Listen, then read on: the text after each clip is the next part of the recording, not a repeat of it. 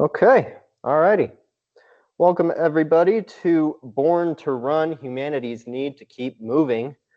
I'm going to be using this little laser pointer on the screen. Hopefully that's visible to everybody. So instead of using my yardstick like I have in the past, I'll be using the laser pointer. Hopefully that's okay. All right, so we'll get into slide number one.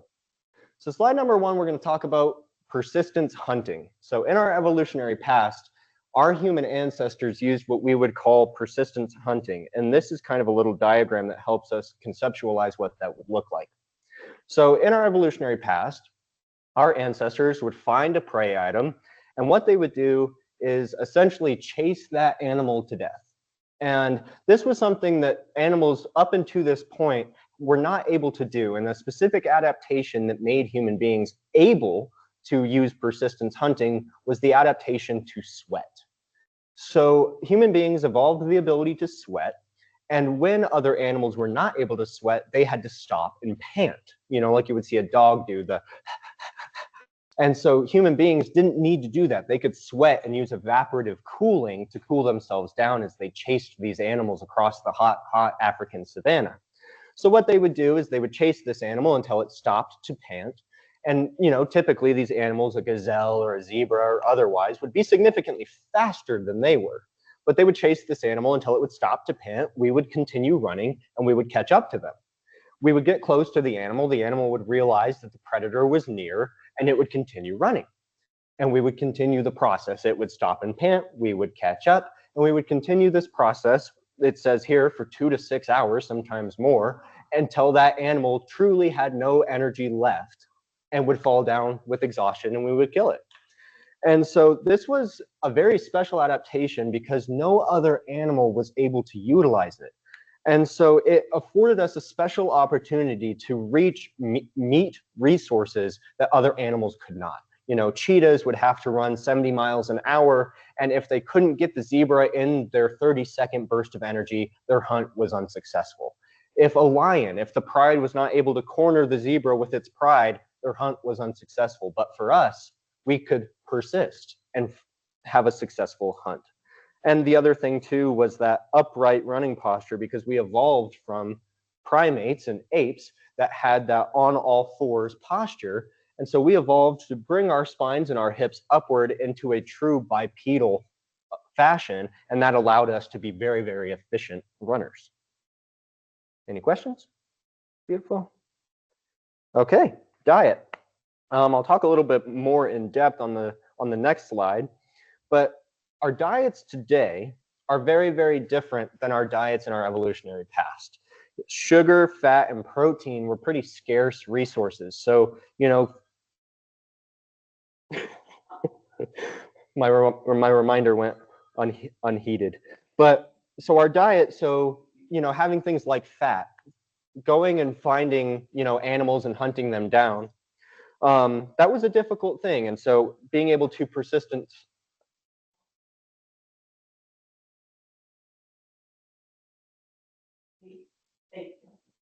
Okay, there we go.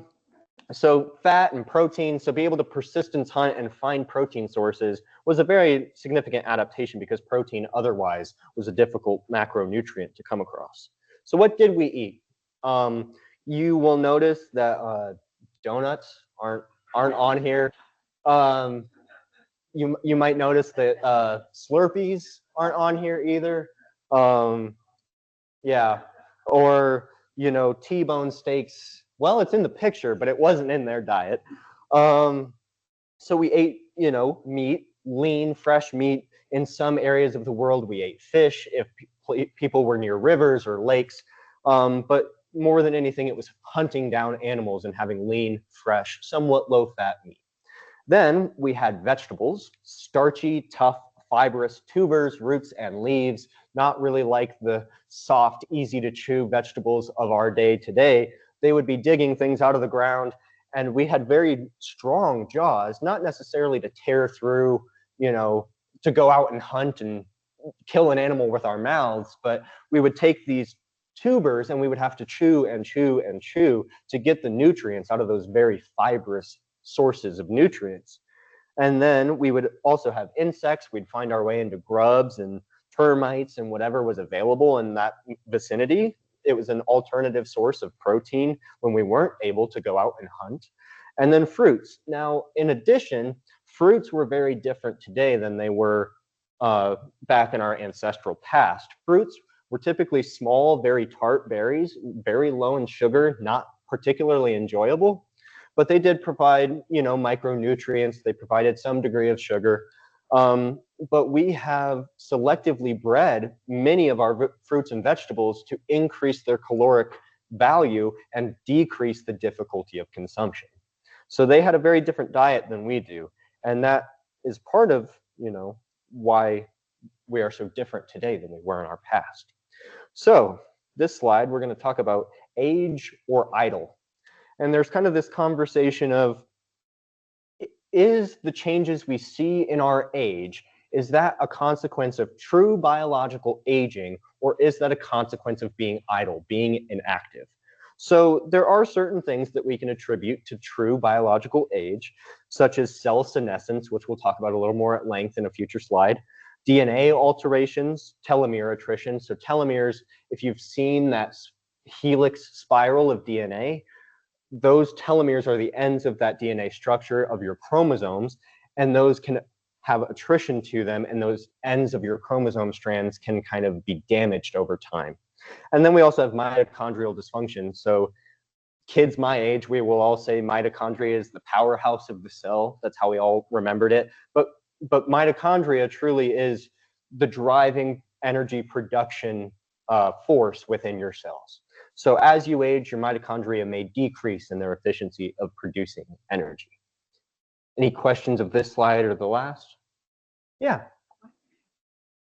Fire came into play. Now, there's some question about when it came into play, but our evolutionary past, we kind of consider early humans coming around about 2 million years ago.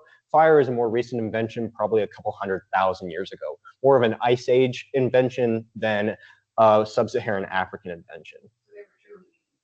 Yeah, and so typically raw meat, and there might be some instances of fire creation sooner than that, but some of the first true archaeological data we have surrounding fire creation is more of an ice age type of time frame. And that also increased our ability for our brains to get much larger because we had much more bioavailable protein. We weren't eating raw proteins, we were eating cooked proteins. All right. So then we go, if it's not true biological aging, what are the issues that we see as we age from being idle? So being idle in our lives can exacerbate some of those age-related biological changes. Loss of lean muscle mass, slower metabolisms, and decreased balance are symptomatic more of sedentary adulthood than they are biological age. So as we'll kind of talk about a little bit later, there are civilizations and cultures around the world where they have people well into their 70s and 80s maintaining many of their functions through consistent movement and exercise. And so one of those things, especially that we see in modern first world societies, is that as we kind of develop ourselves out of consistent movement, we start to see more losses related to being idle or inactive than we do true biological aging, although both have their impacts. Okay, cellular senescence. This is very much like a biology slide. I'll kind of break it down. You don't need to remember. There won't be a quiz on all these terms. But physiological insult, that could be something like physical damage, you fall and you break your arm. Those cells in that break region will have physical insult. Oxidative stress, this comes through all the different things that we put in our body that maybe we shouldn't. So that is things like alcohol, drugs, cigarettes, things like that. They provide oxidative stress. They send off what are called free radicals, which are like nasty little electrons that are just running around your body looking to steal other electrons. And so they're pulling things out of your cells, and that is what oxidative stress is. It's pulling things off of the molecules in your cells, trying to make itself whole, and in that process, it's damaging your cells. Radiation, and that's not just radiation like you're thinking Chernobyl radiation, but this is just, cosmic radiation, UV light from the sun, all things like that, radiation causes damage and cellular senescence. Nutrient deprivation, if you're not getting enough protein, enough micronutrients, enough macronutrients, your cells may enter senescence. So as that cell enters senescence, if everything is going correctly and the DNA is damaged beyond replication, your body will signal those cells to essentially take themselves out of the game. They'll say, cell, you do not have the adequate DNA to continue replicating. We are going to ask you to kill yourself so that you don't turn into something like cancer or something bad. Now, sometimes the body's request for a cell to take itself out goes unnoticed. And in that scenario, sometimes those cells do become cancerous or other things like that.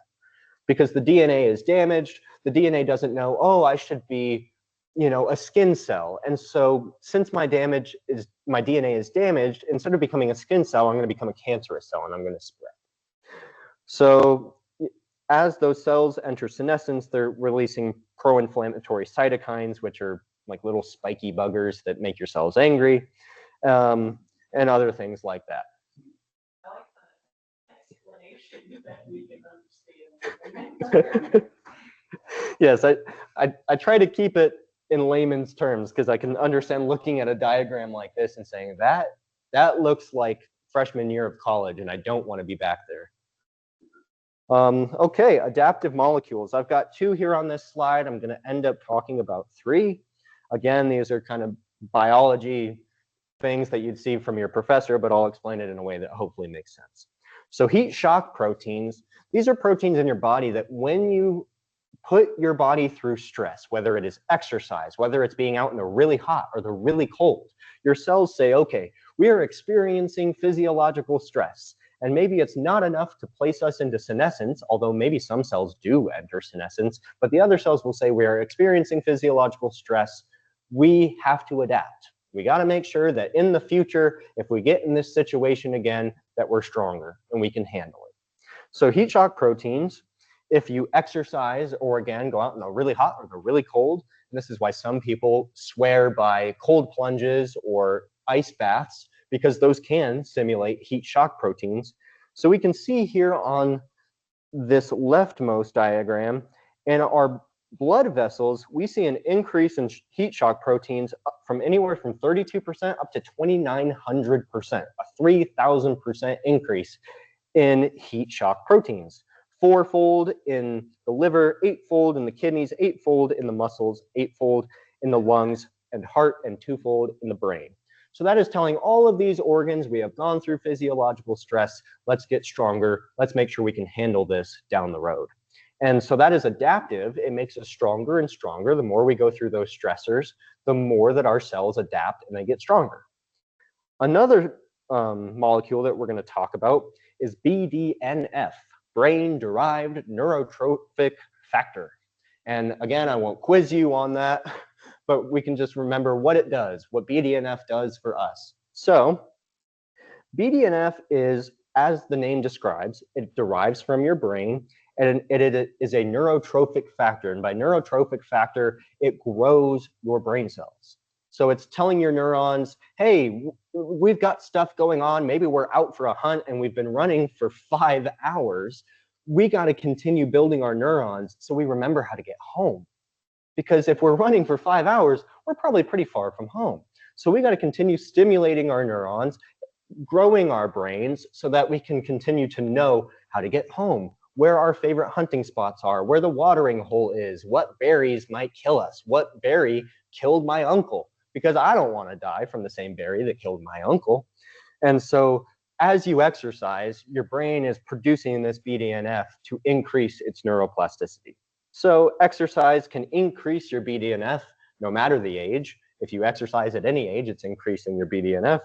If you sleep and you're missing sleep, you're decreasing your levels of BDNF. So for those of you who get 3 hours of sleep a night, I'm sorry to tell you, your neurons aren't growing as well as they can. Nutrition, fat and sugar, especially increased levels like we see in our modern times, also decrease BDNF. So if you're staying up until 3 a.m. and you're eating Twinkies, I'm sorry, that's a bad combo. And then cortisol, stress levels also act against BDNF. So if you're stressed out all the time and you're running around like a chicken with your head cut off, I'm sorry, your neurons are also struggling a little bit. Before I move on to our third molecule, does anybody have any questions about anything? Okay, no questions. All right, the last one I'm going to talk about briefly, and I didn't put, a picture on this slide, but the last one is VEGF, and that is vascular endothelial growth factor. Again, I won't quiz you on that, but vascular endothelial growth factor, say that 10 times fast, that tells all of the vessels in your body to grow, increase your capillaries, increase the size and width of your arteries and vessels. It's basically telling your body, hey, we've gone through some exercise, our heart is working, our blood is pumping, let's increase the vascularity of our entire body to make sure that our muscles receive the oxygen they desire. Okay. All righty, fighting fitness. I like this little V formation. They're simulating their inner goose. I like that. So why, thank you for laughing, I appreciate that. So why don't we want to exercise? If it's so necessary for us, why do all of our brains say, no, thank you? Because you can imagine if it was evolutionarily necessary, why do us in this modern age say, please no? So our bodies evolved to be very highly efficient and calorically careful. We're very stingy when it comes to our calories. Now, our brains never evolved in our evolutionary past to say, oh, you've eaten 15 donuts, we don't need any more, because there wasn't any of that in our evolutionary past. So all our brains know is we don't want to exercise. We don't want to burn excess calories if we do not have to. The only calories we do want to burn are the calories we need to procreate, stay alive, and hunt down our food. If you're not doing one of those things, don't do it. And so psychologically for us now, we're not hunting for our food unless you get really stressed out in the grocery store, but I don't think most of us do. Procreation, some of us do, but that's another thing that kind of decreases with age, but who knows. And then the other thing is keeping us alive. And this is another thing that decreases with age. Your resting metabolic rate, the amount of energy it takes you to live as you age, it does decrease because your lean muscle mass decreases. Sometimes you lose weight. So even just the calories you need to stay alive, that also decreases as you age. And then fitness information, there are so many sources, especially right now in our modern time, that you can hear about exercise. You've got influencers on Facebook and Instagram and TikTok that are telling you, oh, you have to lift this weight this many times, and somebody else is telling you the complete opposite. And someone is telling you, well, you have to eat this and drink this to be healthy. So we are surrounded at all times by conflicting, confusing exercise information. The very, very simple explanation of exercise is just move. Just move. Walk to the car. Park further away. Walk down the stairs and don't take the elevator. Walk down the hallway twice instead of once. It doesn't have to necessarily be, oh, I need to lift 40 pounds or else I'm not exercising correctly. At its very core, something is better than nothing.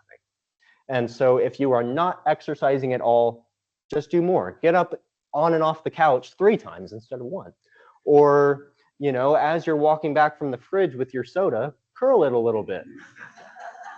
Because if you're already having your soda, you might as well get a little exercise.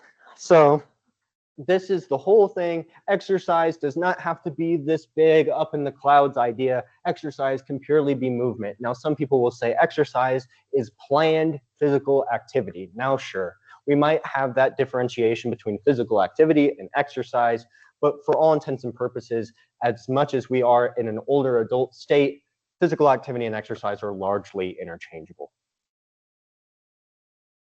Okay. We're going to get in a little sociology, a little psychology.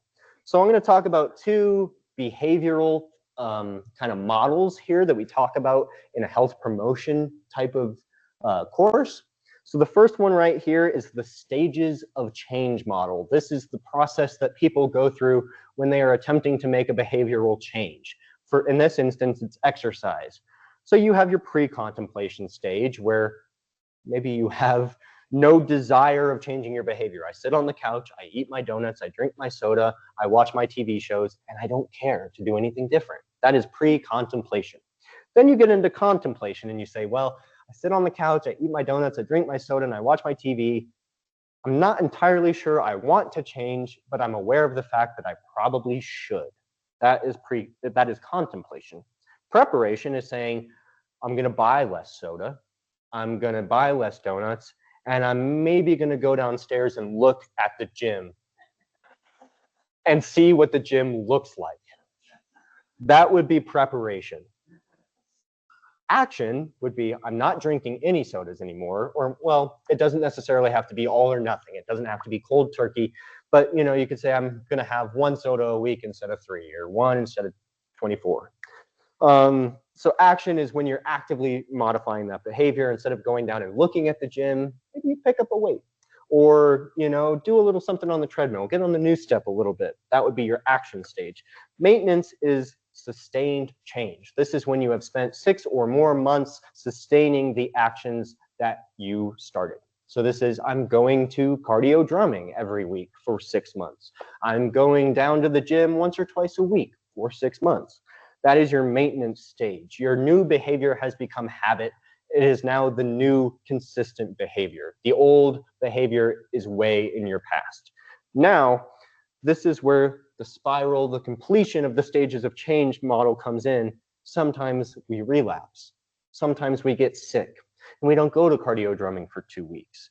Or we decide that soda sounds really great this week, and instead of having our 1 soda a week, we have the whole box. So, and that's relapse. That happens. Relapse is a planned stage in the stages of change model. It is expected for small relapses to occur. So what happens in that stages of change model is you relapse and you go back. And maybe you relapse and you go back to pre-contemplation, or maybe you relapse and you get back into preparation. Typically, the more times you can get back to maintenance, you will relapse, and your relapse will be less severe. Maybe you will relapse and get all the way back to action. Maybe you'll relapse and you'll get, right back into action and be right in 6 months later and be back into maintenance again. The whole idea is to not have relapse be the end of your journey, but to just have it be a refresh. Get out of that relapse and get back into a new stage, whether it's pre-contemplation, contemplation, preparation, or action. Okay, that's a lot of stuff. Any questions right now? Beautiful.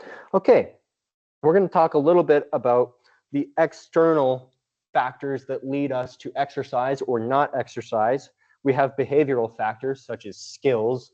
Maybe you've never been a player of sports. Maybe you've never set foot in a gym. So those are your skills. If you have those skills, you can say, oh, well, I played volleyball for my whole high school career. I feel pretty confident maybe going down and doing pool volleyball or balloon volleyball.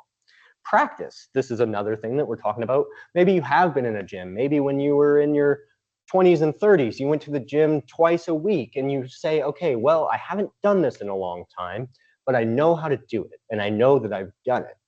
So practice is another thing that can either increase or decrease your ability to exercise, not necessarily your ability, but maybe your desire. And then self-efficacy, if there's any one factor that prevents people from exercising or promotes people from exercising, self-efficacy is your factor. If you believe and you are confident in your ability to exercise, that will very much promote the likelihood that you're going to exercise. If you do not believe and you have very low confidence in your ability to exercise, you maybe will not. So increasing your confidence in any way that you can will promote your desire to exercise. And that, again, can be very simple. I'm going to go walk down the hall. I'm going to go take the stairs. I'm going to go to the gym and get on the new step for a little bit. It can be very easy, but just showing yourself that you have the ability and the confidence to exercise is very big. Then we have our external environmental factors, social norms. I don't want to put on gym clothes to go all the way down to the gym, therefore I'm not going to the gym. I don't have access. Here, we are very lucky to have a gym right here. But some places, it might be, I don't have a gym in a 15-mile radius. What am I going to do? And then influence on others, the ability to change your own environment. So those are your kind of environmental factors, and then your cognitive factors, your personal factors, your knowledge, expectations, and attitudes. What are you expecting? Because if you go into the gym and you say, okay, just by getting on the new step for 5 minutes, I'm going to lose 30 pounds in a month. Probably not. But so if you can manage your expectations, your attitudes, and your knowledge, if all of those are elevated, you're more likely to exercise and feel confident in that exercise. Because if you go in, spend 5 minutes on the new step and expect to lose 30 pounds, when you only lose 6 pounds in a month, you're going to say, gosh, I failed. And that's not a good feeling. So having positive, realistic expectations. Okay. Alrighty, kind of like we talked about, safe, easy, effective ways to exercise outside of a gym with minimal equipment. Oftentimes, kind of like we talked about, people associate the gym or exercise with weightlifting, doing huge deadlifts or squats, or, you know, you see those guys and they've got muscles on their muscles. And that's not all that exercise means. Again, it can be very, very simple, very, very adaptive to your lifestyle. So kind of like we talk about here, I apologize that these are blurry and a little small, but sit to stands, tandem stance balance with a chair, single leg balance. Now, granted, I would always say do this with a countertop or something steady in front of you because single leg balance is pretty difficult. Wall push-ups, if you don't want to get down and crank out push-ups on the floor, you can do them against a wall. Simulates those same muscle groups. Seated toe taps, marches, arm raises, and this can be body weight or with dumbbells. All kinds of different things that you can do in the home that get you exercise without you really having to change much behavior at all. You can do a lot of these in bed, a lot of these on the couch, a lot of these standing at the kitchen counter as you know you're waiting for your microwave dinner to be done. So these are all very simple, easy ways to kind of get some physical activity integrated into your lifestyle. Okay, smart. Thank you, presentation. I think I am too.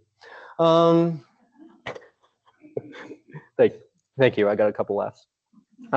SMART goals it's an acronym meaning specific, measurable, attainable, relevant, and timely. So what this means is to set a adequate goal for yourself, you want to follow the SMART rule. You want it to be specific. You want to say, I want to do this specific thing. I want to be able to wear this dress. I want to be able to fit into this dress, or I want to be able to go down a pant size, or I want to be able to go from lifting this weight to this weight. That is a specific goal. Measurable, again, I want to go from 15 pounds to 20 pounds. You don't really want to do something that you can't measure. I want to feel better. Well, what does feeling better mean? Now, you could be measurable and say, you could go take a survey and say, my leveling of anxiety is an 18 on whatever this scale is, and I'd like to get that measure from an 18 to a 9. That's a measurable, a way to say I feel better. So find ways to measure your goals. Attainable means that it's realistic. Like we talked about earlier, don't set yourself a goal of losing 30 pounds in a month. Now, if you do that, that's fantastic. Now, granted, that's not typically a healthy amount of weight to lose in that time frame, so I wouldn't advise that you lose that much weight, but if you do, good for you. But, maybe say 2 pounds a week. Maybe I can lose 2 pounds a week. So in a month's time, maybe I can lose 6 to 8 pounds. Now, granted, that's a pretty significant goal. But, if you don't meet it, that's okay. But if you follow your routine, you can approximate that goal, get pretty close. Relevant, you want to make sure that you can do it. It's relevant to your lifestyle. If you say, I want to climb Mount Everest, well, what are the odds? It's expensive. You got to fly to Tibet. You got to be able to climb the dang thing. So make sure it's relevant to your life. And then time-based, give yourself a time frame, a week, 2 weeks, a month, 6 months. I want to be able to do this thing, buy this wedding or this vacation. Set yourself a time frame. Give yourself a deadline. Because for many of us, without a deadline, there is no deadline. There is no time frame. If you say, I will just do it eventually never comes. So give yourself a time frame. And again, even if you don't meet that time frame, you will have had some success because you're going to be working towards it. So even if you fail to meet your goal in the time frame you set, at least you will likely have had some improvement. Okay, fall prevention. We're preventing you guys from looking like him, this guy. So falls are one of the most significant causes of accidental mortality across the entire globe. So you might say, gosh, like how does that happen? How are falls that significant? So falls reduce your lifespan in a couple different ways. Maybe you fall and you break your hip. Well, you fall and you break your hip, you got to make it through surgery, which gets more and more complicated as we age. Anesthesia is difficult, different complications. If you might have heart problems or other things like that, surgeries continue to complicate with age. And then also you talk about the rehabilitation process. You go through rehab, you go through PT, you come home and you have to adapt with this change in your body. And you might say, well, I broke my hip, I'm scared, I'm not going to exercise anymore. And that can decrease, your lifespan and your health span. And it can, reduce things like activities of daily living. Maybe my hip hurts, I'm not going to get up and eat. My hip hurts, I'm not going to get up and drink. And that can, again, have impacts on your health. So exercise is a great way to reduce falls through improving your balance and reducing injuries that happen during falls. If you can increase the surrounding muscles around those joints, it can reduce the likelihood that those joints will suffer injury during a fall. Now, granted, it's not foolproof. People fall all the time and they're muscle bound and they injure themselves. But generally, if you fall and you are musculaturely strong, if you have a strong muscular body, it will reduce those injuries. And if you have an injury, it will make your recovery that much better. Metabolism is one of my favorite pictures ever. I love this picture. So I know it doesn't look like much, but I'll explain it. You might be like, that just looks like nothing. This is a 40-year-old triathlete. So all of this like gray stuff right here, that's muscle. That's muscle mass. That little white dot in the middle, that is your femur. This is a cross section of our quad muscle, well, our leg up here in your femur. So this is a 40-year-old triathlete. All of that muscle, a little bit of subcutaneous fat, and a little bit of intramuscular fat, but pretty muscle bound. Then we go to a 74-year-old sedentary individual, and you see all of that subcutaneous fat, some muscle mass, and then a nice smattering of intramuscular fat. Then a 74-year-old triathlete. Look how similar that looks to the 40-year-old triathlete. Strong, strong muscles, very minimal subcutaneous fat, and very minimal intramuscular fat. So that's part of, so if we're looking at that 74-year-old, this is part of where that reduction in your resting metabolism comes from, because your muscles are burning less energy because you have less of them. Your lean muscle mass reduces, the amount of your body weight composed of fat increases, and the amount of energy you spend just sitting around decreases. So if you can continue to exercise and stave off those losses in lean muscle mass, you can reduce your frailty and increase your ability throughout your lifespan. Now, granted, most 74-year-olds, maybe other than Dave, I don't know, he's pretty jacked, but but most 74-year-olds probably won't have this level of musculature. But again, if you can find some middle ground between this and this, that's great. You want to increase your lean muscle mass as much as you can. Any questions so far? Yeah, Sandy. Yes. Yeah. So skinny fat. So you might be, someone who kind of looks like me. You might say, oh, that person's really thin. They look really healthy. But when you go deeper and you take, say a body fat percentage, they might have a really significant body fat percentage, and they continue to be skinny just because of the fact that they have very little lean muscle mass.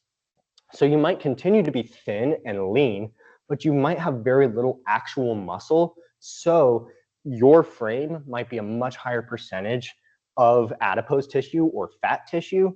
And so you might physiologically be much more similar to someone who is obese than someone who is in shape. And so, yeah, skinny fat is kind of that misconception that just because you're skinny, you're in shape. And that's not always the case. Yeah, so you can figure that out in a couple different ways. There's all kinds of different ways to figure out body fat percentage and lean muscle mass percentage. There's bioelectrical impedance. So, you know, there's scales that you can stand on in bare feet, and it will send electricity through your body.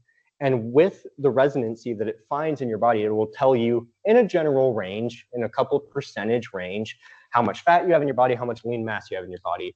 And there's other systems too. There's things like DEXA scans, which are very expensive and hard to get. But there's a couple different ways to kind of scan your body. You can also do things like skin fold thickness tests, where you have a little gauge and you pinch your skin, and it'll tell you based off the thickness of your skin how much fat is in there. So there's a couple of different ways to find that out. And then what do you do if you can diagnose that? Yeah, so if someone says, hey, you have a significantly high fat percentage, at that point, you would want to probably prioritize cardio to burn off some of that fat, reduce that fat percentage, and then resistance training to increase your muscular size, and then also, you know, increase things like your protein intake to feed those new growing muscles, reduce your fat and sugar intake to reduce the growth of that fat tissue. So generally, you know, well-intentioned diet and exercise is your solution there. Okay, thank you. Alrighty, sleep and well-being. I know this is a huge one, especially as we age, our circadian rhythms will get out of whack. So sleep and mental well-being is also assisted by exercise. When you exercise, you give your brain almost a checkpoint and say, oh, well, my body is up and exercising and burning calories. It must be somewhere in the middle of the day.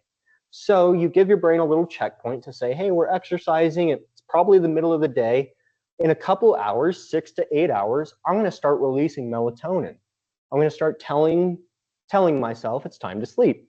So exercising can add that benchmark of giving your brain, you know, that checkpoint in the day to say, hey, a little bit later from now, it's time for bed. Because if we don't exercise, our brain might not know what time it is. If you're sitting in your apartment with the blinds drawn, you're getting no natural light, getting no exercise, your brain might just not have any clue what time it is. And it might say, well, I think I released melatonin to put us to sleep around this time, but who knows? So exercise can help keep your circadian rhythm, keep your internal clock on the right time. And then also endorphin and neurotransmitter releases. So we've got dopamine, serotonin, and then just general exercise-induced endorphin releases can act as a natural antidepressant that can increase your mood, reduce symptoms of depression and anxiety. Now, granted, it's not a cure, but it can help you feel better.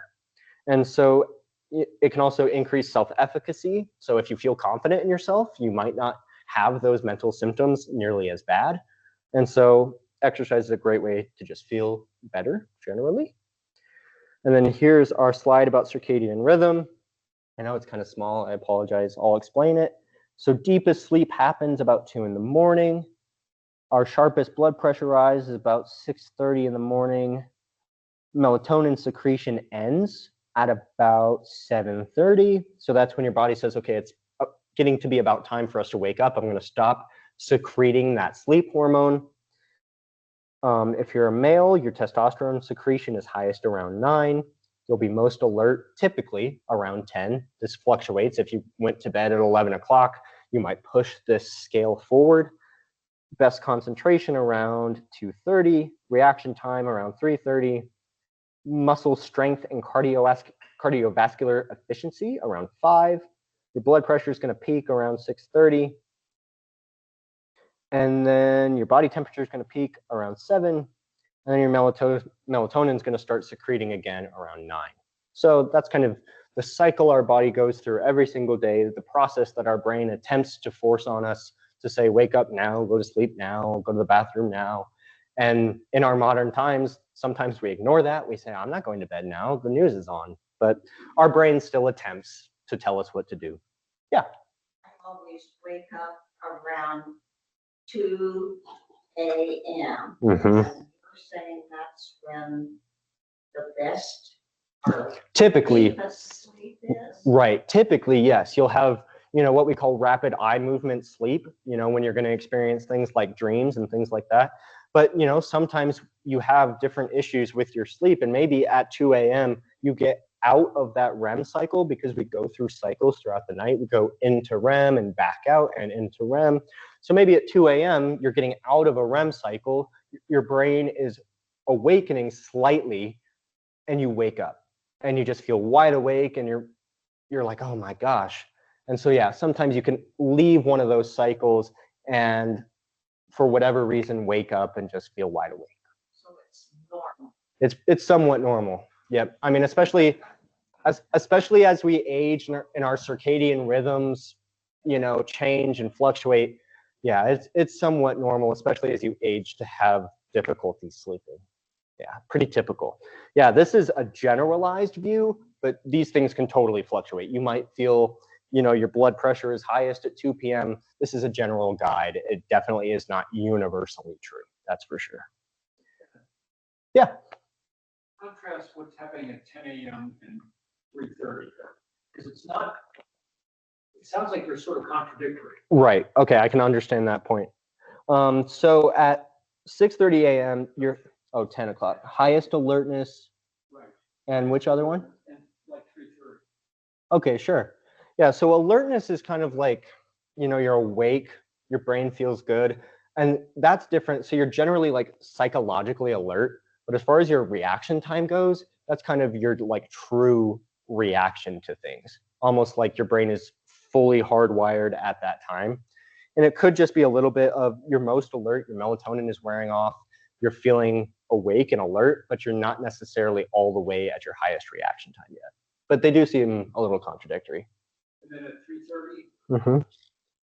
Yeah, so 3:30 is your reaction time, 10 o'clock is your highest alertness. So reaction time is like something falls off the table at 3:30, you might be most apt to catch it. But, you know, your reaction time probably doesn't fluctuate more than a couple milliseconds throughout the day. Beautiful. Carol. I was wondering, when you dream, are you getting a good sleep or not a good sleep? Typically, yes. So when you're dreaming, more often than not, you're in that rapid eye movement sleep, that REM sleep. And that's what they consider to be, you know, that deepest stage of sleep. So yeah, typically if you're dreaming, you're getting pretty good sleep. Now, granted, you know, taking certain medications or psychoactive substances can reduce the quality of your sleep while increasing the frequency of your dreams. You know, sometimes alcohol can reduce your sleep quality while increasing your dream frequency. But yes, as a general rule of thumb, if you're dreaming, you're getting pretty good sleep. Of course. And not everybody dreams or remembers their dreams. So it's also not necessarily true that if you're not dreaming, you're getting bad sleep. I dream and I have great detail. Well, that's good. Amazing. What happens at 10:30 at night? 10:30 at night. Time to go to bed. And your bowel movements are suppressed. So that's basically your body saying, do not pee the bed.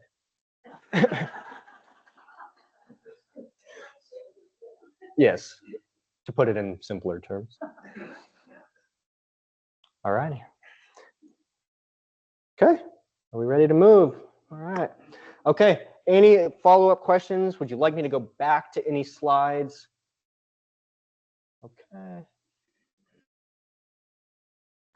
All right, thank you, everybody.